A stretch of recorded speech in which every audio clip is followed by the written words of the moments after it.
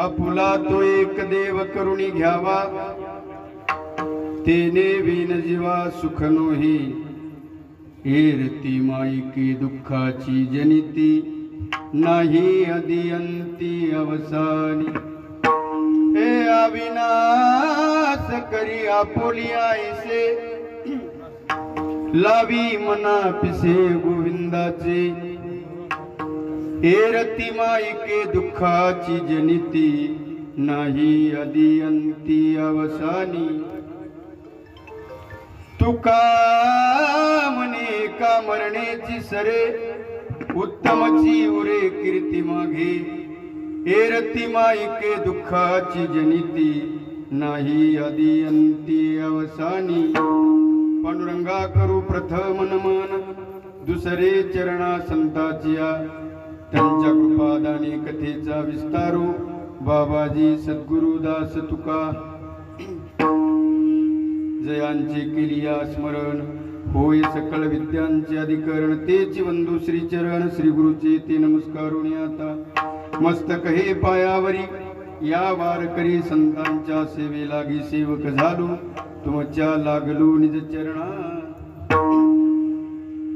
ओम नमो ज्ञानेश्वरा, करुणा करा दयाळा। तुमचा अनुग्रह लाधलो, पावन झालो चराचरी। मी कळा कुसरी काही जनेने, बोलतो वचने भाविका। तुमचा अनुग्रह लाधलो, पावन झालो चराचरी। एका जनार्दनी तुमचा दास, त्याची आस पुरवावी।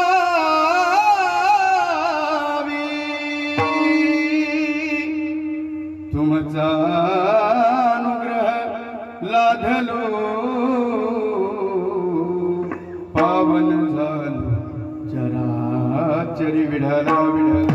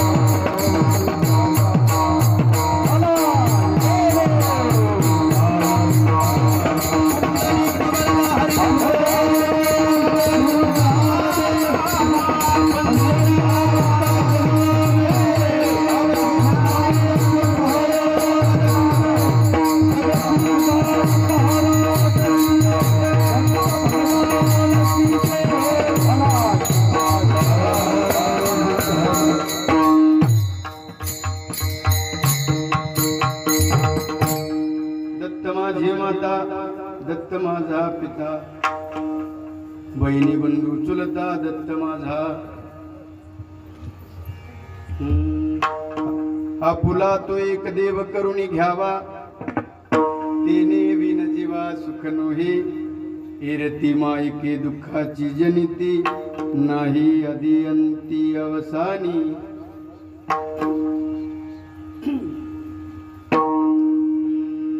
प्रस्तुत प्राप्त प्रसंगी कीर्तन रूपी सेवेकरिता निवडलेला अभंग। महान भगवत भक्त पंचमवेद निर्माते वैराग्याचे मूर्तिवंत पुतळे श्री संत जगद्गुरु तुकाराम महाराज यांचा 4 चरणाचा उपदेशपर प्रकरणातील अभंग आहे।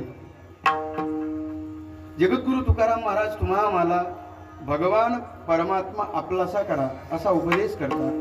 का करायचा? तुम्हाला जर सुख पाहिजे असेल तर तो भगवान परमात्मा आपलासा करा, कारण की त्याच्याशिवाय इतरत्र सुखाचा शोध घ्याल तर इतरत्र सर्व माईक आहे, दुःख रूप आहे। मग या माईक जगदामध्ये अविनाशी तो भगवान परमात्मा आहे. त्याचंच मनाला पिस वेड छंद लावा. आणि ज्यांना ज्यांना मनाला पिस वेड छंद लागला तेच कीर्ती रूपाने शिल्लक राहतात. विडाला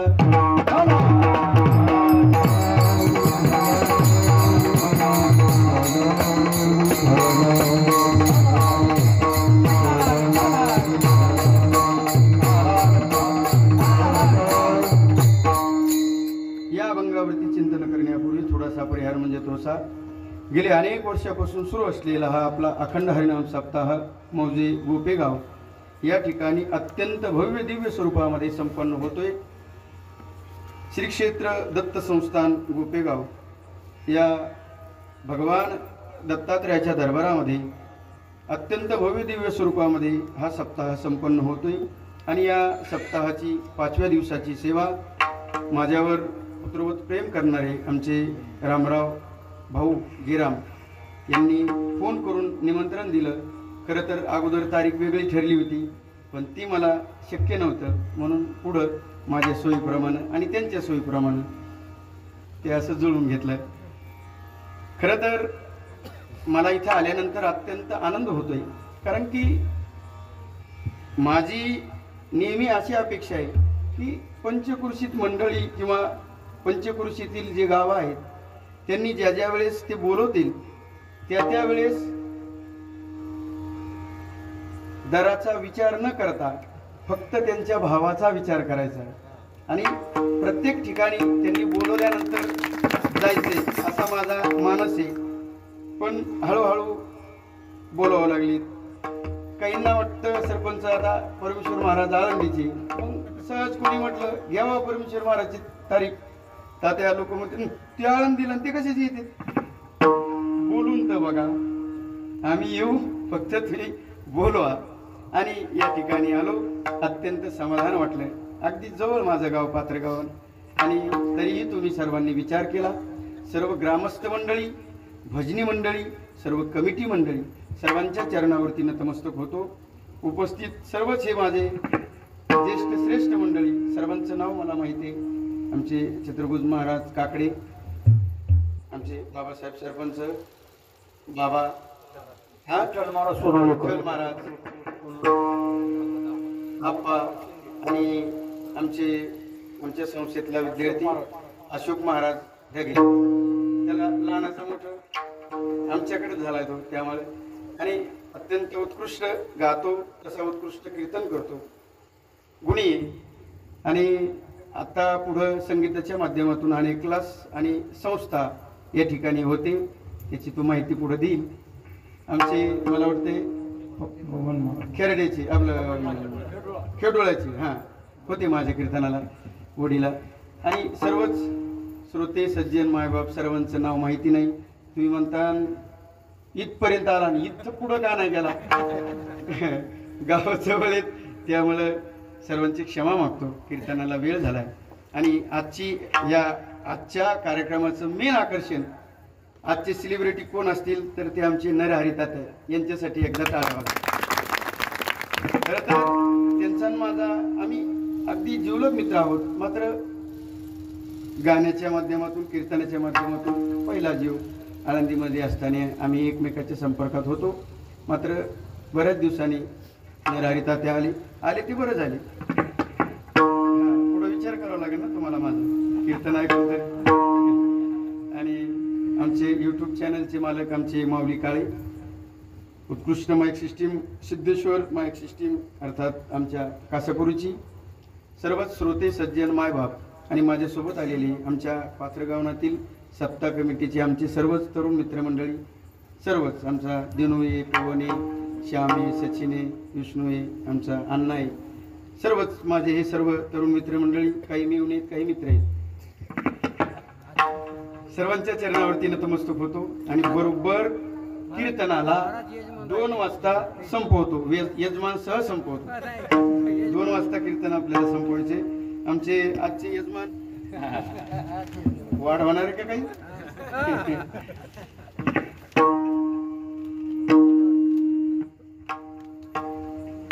आजचे यजमान मनोहर लक्ष्मण कुलभया,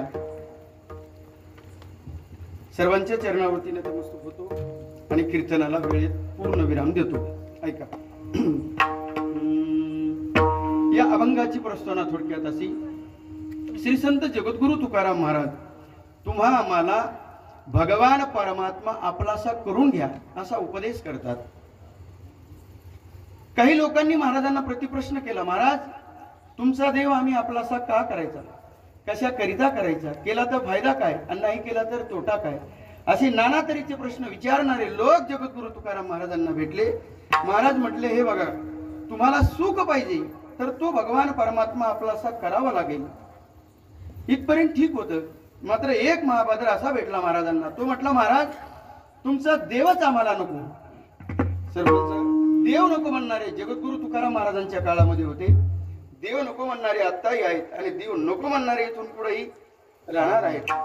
सप्त्याची पत्रिका बघितली की काहीच्या डोक्याला तिळक भरती. त्यांना वाटतं हे भजनी मंडळ 8 दिवस झोपू देत नाही. असे लोक त्याही वेळेस होते आणि असे लोकही आजही आहेत.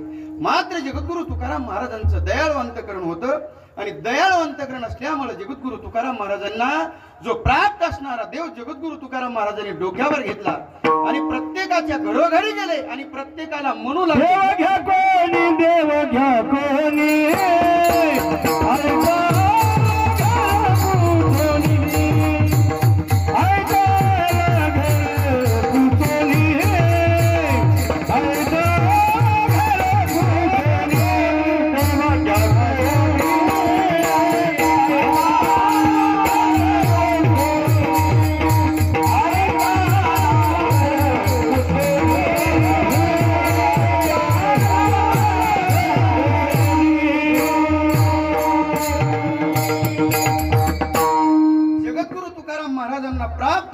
देव जगद्गुरु तुकाराम महाराजांनी डोक्यावर घेतला.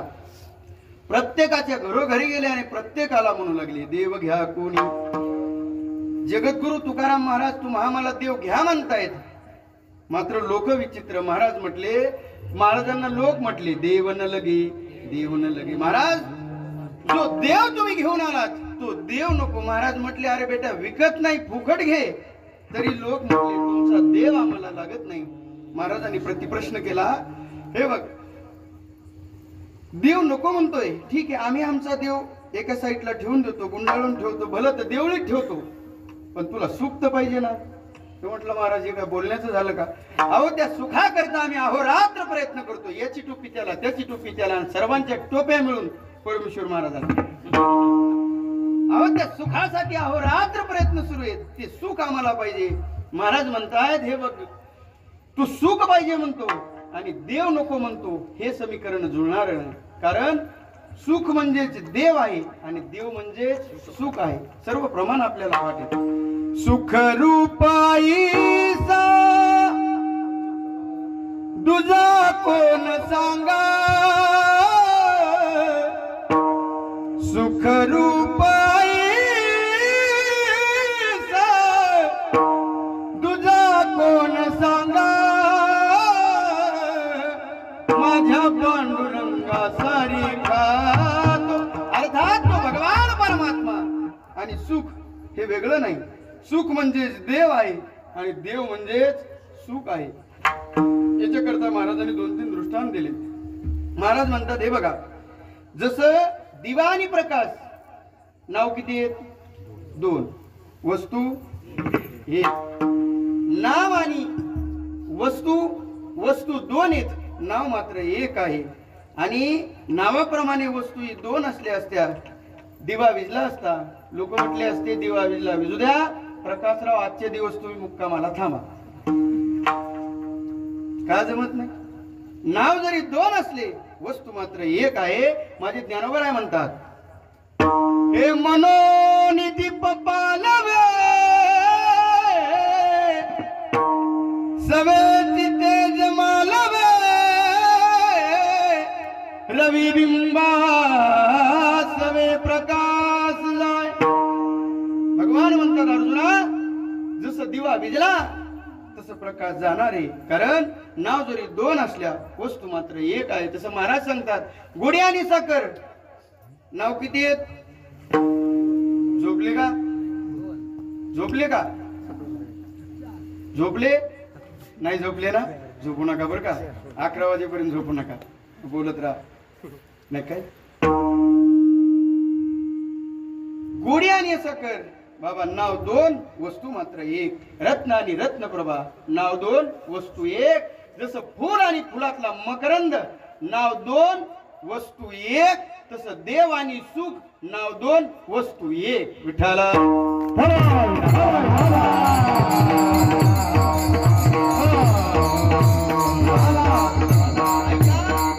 महाराज म्हणताय देव आणि सुख नाव जरी दोन असले, वस्तू मात्र एक आहे. तुम्ही कितीही म्हटले देव आम्हाला लागत नाही, मात्र देवाच्या प्राप्तीशिवाय तुम्हाला सुख मिळणार नाही. कारण देव आणि सुख वेगळं नाही. देव म्हणजे सुख आहे आणि सुख म्हणजेच देव आहे. प्रमाण तुम्हाला सर्वांना पाहिजे. सर्व सुखाचे आगर मने नरहरी सुनार. सर्व सुखाचे आगर केशव नाम्याचा सागर. सर्व सुखाचे आगर जनी म्हणे सारंधर. सर्व सुखाचे आगर पुढे नाही पाठांतर. सर्व सुखाचे आगर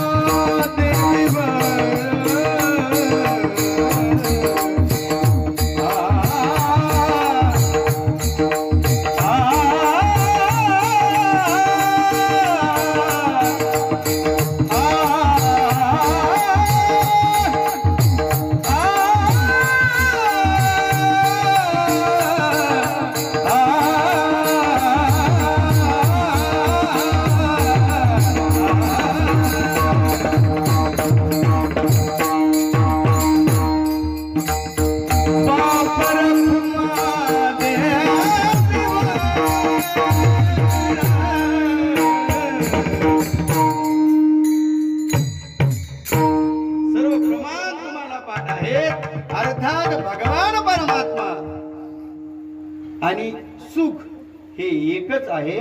म्हणून माझे जगद्गुरु तुकाराम महाराज तुम्हा मला सांगतात, तो भगवान परमात्मा तुम्हाला आवडत जरी नसला तरी तो तुम्ही आपलासा करा. कारण आवडीचा जर विचार केला तर प्रत्येकाच्या आवडी निवडीमध्ये भिन्नता आहे.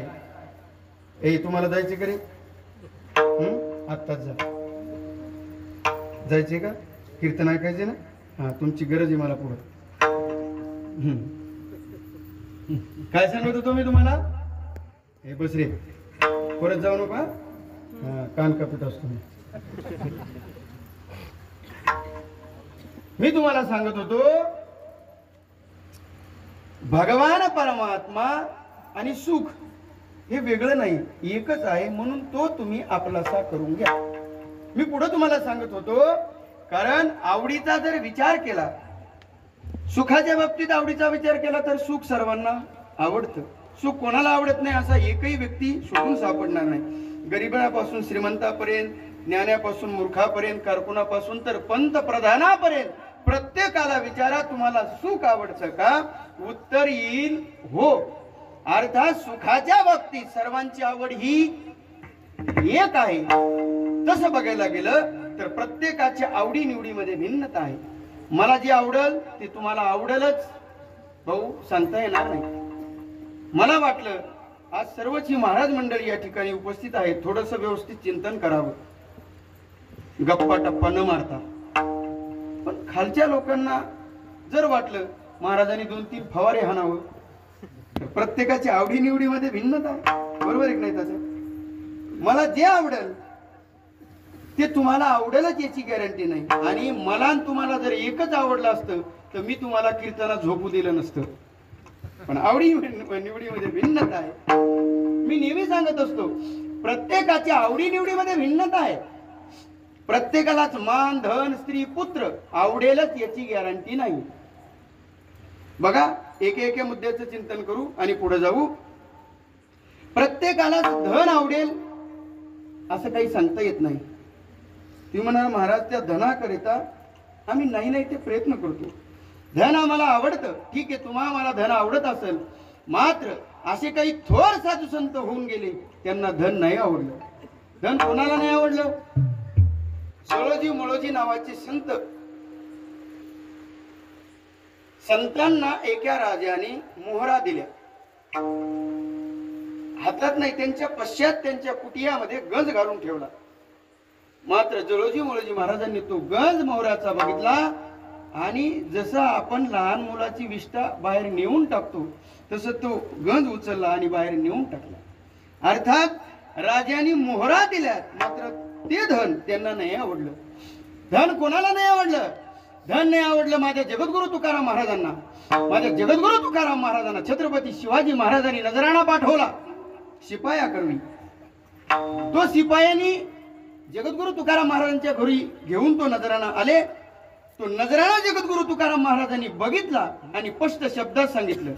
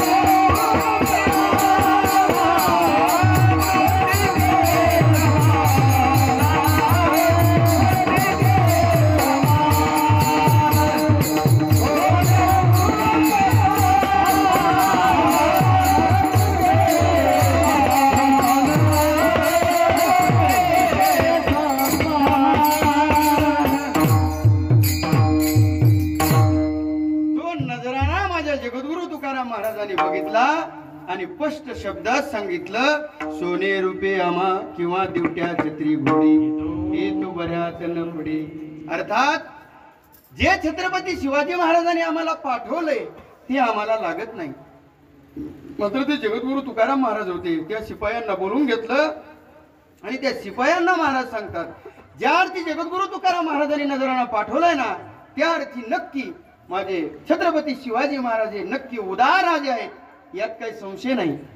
मात्र त्यांनी जे आम्हाला पाठवलंय ते आम्हाला लागत नाही. आमची काय अपेक्षा आहे? आम्ही तेने सुखी, आम्ही तेने सुखी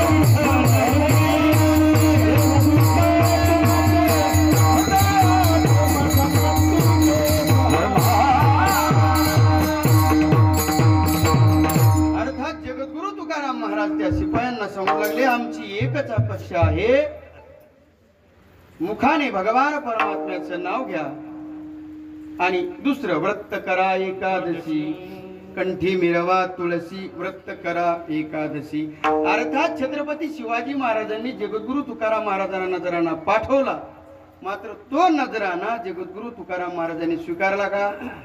अर्थात प्रत्येकाला धन आवडेल असं सांगता येत नाही, प्रत्येकालाच मान आवडेल असं सांगता येत नाही. मान कोणाला नाही आवडला? आमच्या कबीरदास महाराजांनी. सर्व प्रसंग आपल्याला सांगता येणार नाही. कबीरदास महाराजांना सर्व लोक मानू लागले का? तर कबीरदास महाराजांच्या पाठीमाग भगवान परमात्म्याने यावं आणि शेले विनायचं काम करावं. लोक म्हणू लागले, काय कबीरदास महाराजांचा अधिकार, भगवान परमात्म्याने यावं आणि शेले विनायचं काम करावं? माझ्या कबीरदास महाराजांनी सांगितलं, मला अजिबात मानू नका, कारण की माझी भक्ती त्या गोपिकांपेक्षा अत्यंत तोडकी भक्ती आहे. सर्वश्रेष्ठ भक्त तुम्हाला बघायचा असेल तर वृंदावनामध्ये जा. महाराज म्हणतात, कबीर कबीर क्या कहते हो, जाव यमुना के तीर, एक एक गौलन के प्रेम में बह गए कोट कबीर. अर्थात मान कबीरदास महाराजाला नाही आवडला. चला पुढे. प्रत्येकाला स्त्रीनाम पत्नी आवडेलच याची गॅरंटी नाही. कोणाला नाही आवडलं? कार्तिक स्वामीला पार्वती आई साहेबांनी सांगितलं तुम्ही लग्न करा, नाही केलं. सत्यवती आई साहेबांनी भीष्माचार्यांना सांगितलं लग्न करा, नाही केलं. पुराणातलं मी तुम्हाला सांगितलं, आत्ताच्या सद्यस्थितीचं सांगतो. ज्यावेळेस माझे स्वामी विवेकानंद अमेरिकेला जातात आणि आल्यानंतर एका स्त्रीनं मागणी केली, स्वामीजी तुम्ही माझ्यासोबत लग्न करा. लग्न करा म्हटल्यानंतर स्वामीजीने उत्तर दिलं, का लग्न करायचं? त्या स्त्रीनं सांगितलं, काही नाही, तुम्ही आणि मी लग्न केल्यानंतर होणारी संतती अत्यंत विद्वान, वक्तृत्व संपन्न आणि देखणी जन्माला येईल. असं म्हटल्यानंतर स्वामीजीने उत्तर दिलं. स्वामीजीने सांगितलं, हे बघा तुम्हाला कोणी सांगितलं लग्न केल्यानंतर पहिला मुलगाच होतो? बरं झाला, सुंदरच होईल, देखणाच होईल, वक्तृत्व संपन्नच होईल, अभ्यासूच होईल याची गॅरंटी नाही. मग एवढा खटाटोप करण्यापेक्षा मीच तुम्हाला आई म्हणतो, तुम्ही मला मुलगा माना. अर्थात प्रत्येकाला स्त्रीनाम पत्नी आवडेलच याची गॅरंटी नाही. आणि चौथा मुद्दा, आपल्याला वेळ कमी असल्यामुळं धावतं चिंतन करतोय. शेवटचा मुद्दा, प्रत्येकालाच पुत्र आवडेल याची गॅरंटी नाही. तुम्ही म्हणाल महाराज त्या पुत्रापायी आम्ही गुजरात नाही सोडलं, गुजरातला गेलो भाड्याची गाडी करून, तिथून नारळ आणलं, आजूक त्या गाडीचे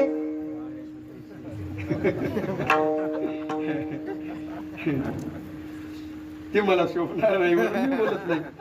अजून त्या गाडीचे पैसे फिटले नाही महाराज.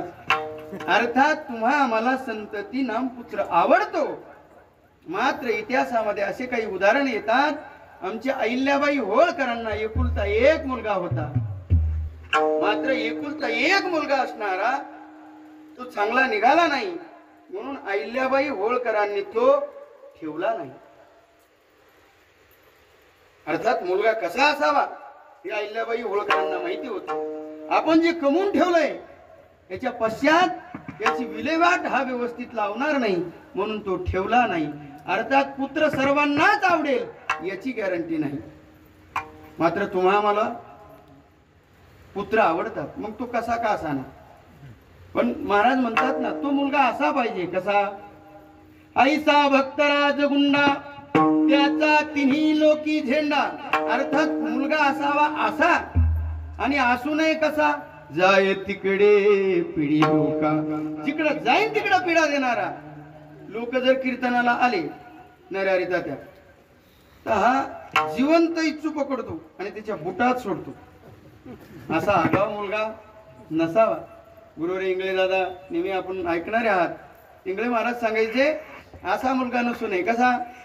एकाच्या घरी पाहुणा आला, जुना काळ होता, अंगात कोट होता, तो कोट त्यांनी खुंटीला अडकून ठेवला, आणि जसा खुंटीला अडकून ठेवला घरातल्या लहान मुलांनी पळत पळत जावं आणि बाहेरून वाळू आणावी आणि त्या कोटाच्या खिशात भरावी. त्या पाहुण्याने सांगितलं हो काय मुलावर संस्कार करता का नाही? म्हणे काय झालं? म्हणे खुशाल बाहेर जातो, वाळवंत माझ्या पोटाच्या खिच्यात भरतो. त्या घरातल्या पाहुण्याने सांगितलं हो पाहुणे, तो आमचा मुलगा नाही, तो आमच्या बहिणीचा मुलगा आहे. म्हणे मग तुमचा कुठे आहे? म्हणे तो काय तुमच्या बुटात पाणी ओततोय.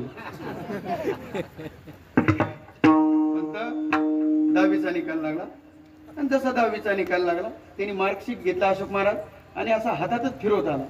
जसा फिरवत आला वडिलांनी विचारलं बाळा निकाल? म्हटलं लागला पप्पा. म्हणे काय झालं? म्हणे ढिगाणी पोरं नापास झाली. म्हणे ढिगाणी पोरं नापास झाले? म्हटलं हो ढिगाणी पोरं नापास झाली. वडिलांनी विचारलं तू? म्हणे मी पण त्याच ढिगाखाली. असे जर असा आगाऊपणा मला भरपूर करता येतो. आपल्याकडे आता कापसाचं पीक असतं. एकाच्या घरी गेलो तात्या आणि बैठकीत बसलो. कापसाची थप्पी अशी ती गंजी लावलेली होती. एका लहान मुलाला विचारलं बाळा अरे म्हटलं 1 किलो कापूस घेतला, 1 किलो लोखंड घेतलं, यामधलं जड कुठलं? कुठलं रे जड? त्याच्यामुळेच मी तुम्हाला म्हणलो होतो तुमची मला गरज आहे. तुम्ही सारखे उठपळ असं करू नका. पुढं पण गरज आहे. 1 किलो कापूस आणि 1 किलो लोखंड घेतलं, यामधलं जड कुठलं? लोखंड. ते पण असंच म्हटला. काय म्हणलं बघा. हा सारखं असंच उत्तर असायला पाहिजे होतं, पण तो थोडा आगाव होता. मी त्याला विचारलं लोखंड आणि कापूस यामधला फरक. तो म्हटलं महाराज लोखंड जड. अरे म्हटलं 1 किलो कापूस 1 किलो लोखंड सारखं पाहिजे. म्हटलं नाही. म्हटलं कसं काय? म्हणे काय 1 किलो लोखंड मी माझ्याकडे ठेवतो. म्हटलं ठेव. 1 किलो कापसाचा गोळा तुम्ही तुमच्याकडे ठेवा. म्हटलं ठेवतो. म्हटलं मग? ते म्हटलं काही नाही, मी लोखंड तुम्हाला फेकून मारतो, तुम्ही मला कापूस फेकून मारा. असे जर आगाऊ मुलं असतील तर महाराज म्हणतात ठेवून उपयोग नाही. मी तुम्हाला सांगत होतो प्रत्येकाला मान पुत्र धन स्त्री आवडेलच याची गॅरंटी नाही. मात्र या जगामध्ये अशी एक वस्तू आहे ती म्हणजे सुख. जगद्गुरु तुकाराम महाराजांनी सर्वांना विचारलं बाबा रे प्रत्येकाच्या आवडीनिवडीमध्ये भिन्नता आहे, पण एक जगामध्ये अशी एक गोष्ट आहे ती म्हणजे सुख. सुख तुम्ही कोणालाही विचारा, प्रत्येक जण सुखाची अपेक्षा करतो. मग सुख तुम्हाला आवडतं का? लोकांनी सांगितलं महाराज हो हो आम्हाला सुख आवडतं.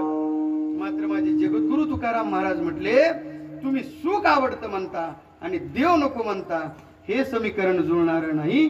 तुम्हाला सुखाची अपेक्षा आहे तर तो देव आवडत जरी नसला तरी तो आपला साखरा.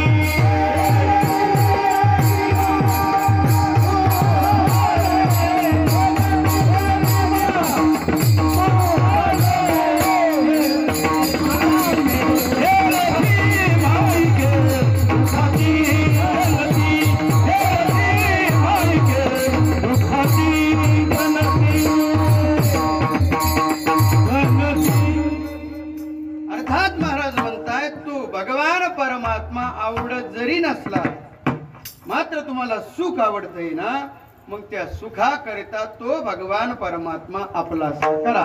आपुला तो एक. बर चला इथपर्यंत आलो.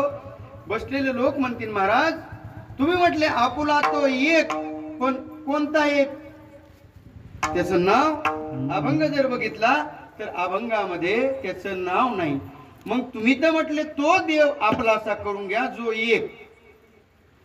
तसं बघायला गेलं तर हिंदू धर्मामध्ये 33 कोटी देव. मग त्यामधला कोणता?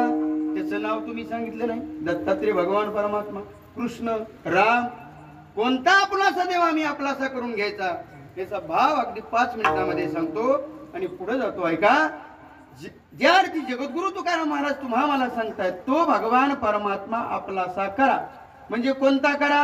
जो जगद्गुरु तुकाराम महाराजांना अपेक्षित आहे तो. जगद्गुरु तुकाराम महाराजांना कोणता अपेक्षित आहे?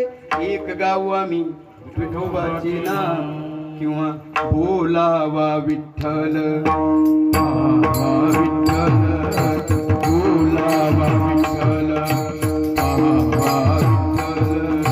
करावा विठ्ठल दिवे, करावा विठ्ठल दिवे मावे,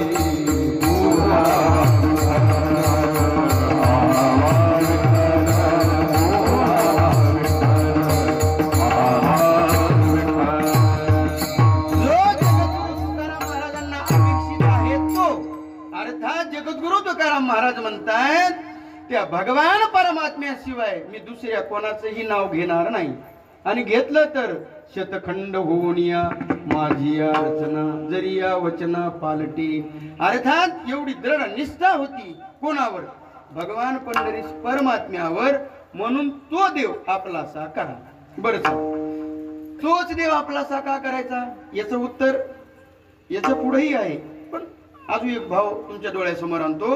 सर्व ऐकणारी मंडळी आहेत, लक्ष देऊन ऐका. भगवान पंढरीश परमात्माच का आपलासा करायचा?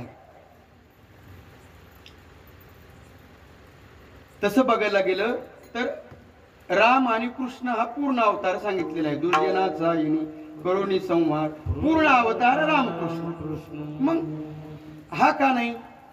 कारण आमचे गुरुजी सांगतात राम प्रभू आणि भगवान कृष्ण किंवा अन्य अवतार जर घेतले तर या अवतारामध्ये भेद आहे. कसा भेद आहे? ऐका. राम प्रभूनं जसा अहिल्याचा उद्धार केला तसा शूर्पणखेचा केला का? जसं बिभीषणाला लंका दिली तशी रावणाला दिली का? जसं सुग्रीवाशी मैत्री केली आणि त्याच्या भावाला मारलं, मग जशी सुग्रीवाशी मैत्री केली तशी वालीची केली का? मग यामध्ये भेद आहे. भगवान श्रीकृष्ण परमात्म्याचंही तसंच आहे. असं आपल्याला भरपूर चिंतन करता येईल. म्हणजे या देवामध्ये भेद आहे. मात्र माझा भगवान पंढरीश परमात्मा या जगामध्ये असा एकमेव देव आहे, या देवाच्या ठिकाणी भेद नाही. या रे लहान थोर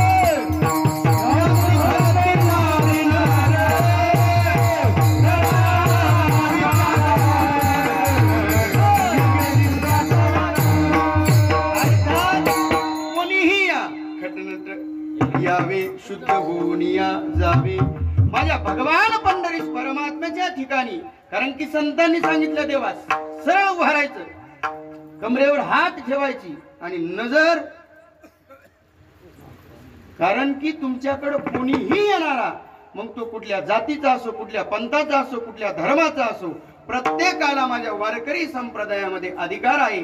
आणि या वारकरी संप्रदायाचा नाही या जगाचा सम देव कोण असेल तो भगवान पंढरीश परमात्मा आहे. माझ्या वारकरी संप्रदायाची विशेषता मी नेहमी सांगत असतो. हा या जातीचा, तो त्या पंथाचा, तो त्या धर्माचा, कुठपर्यंत? जोपर्यंत तुम्ही संसारामध्ये तोपर्यंत. आणि एकदा का वारकरी संप्रदायामध्ये आला तर वारकरी संप्रदायामध्ये यातायाती धर्म नाही विष्णुदासा. आणि माझे ज्ञानोबर आहे त्याच्या पुढे जाऊन सांगतात याती कुळ माझे, याती कुल माझे गेले हार कोणी, याती कुल माझे, याती कुल माझे गेले हार कोणी. याती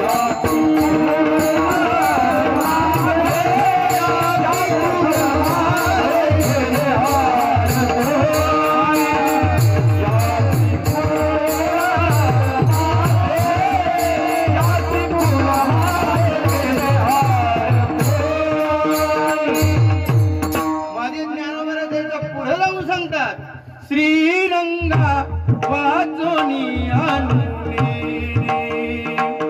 श्रीरंगा वाचोनी आणूने किती वो शिकवा किती वो शिकवाल मज वेळोवेळा किती वो शिकवाल मज वेळोवेळा.